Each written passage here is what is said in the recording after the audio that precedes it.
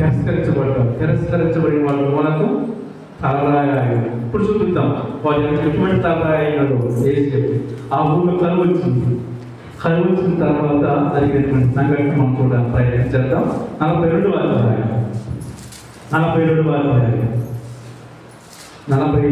అధ్యాయం 5వ వచనం చూద్దాం.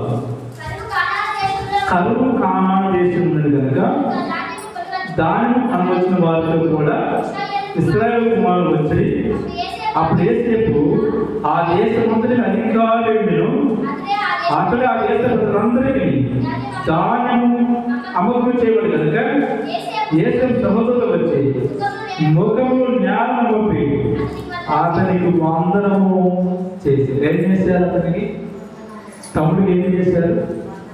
మోకాలు తల వంచి తల ఉంచుకొని అయ్యా నీవు తప్ప మరో గతి లేదు అంతే కదా. తల వచ్చింది అమ్మ మీద. ముందేం చేశారు? ఆయన్ని తిరస్కరించారు.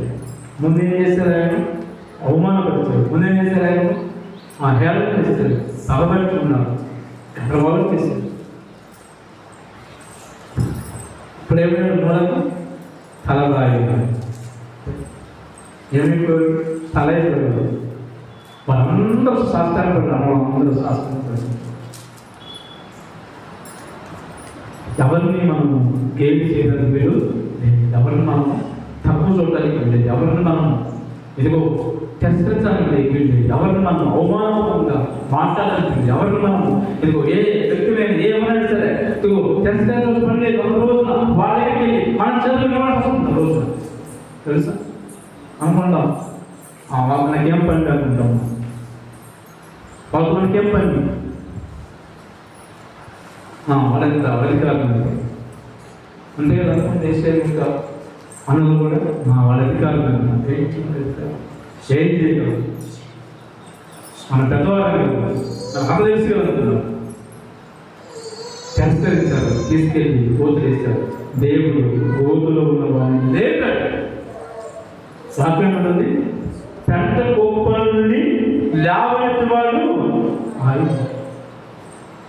ఏ స్థితిలో ఉన్నాడో ఆ యొక్క స్థితి నుంచి లేపని వాడు భగవంతే లేపాడు. ఈరోజు ఆయన సింహాసనాన్ని కూర్చున్నాడు.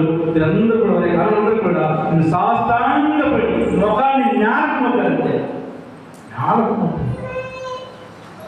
వాళ్ళు అనుకోలే మా తమ్ముడు ఇంత గొప్పవాడు అవుతుంది.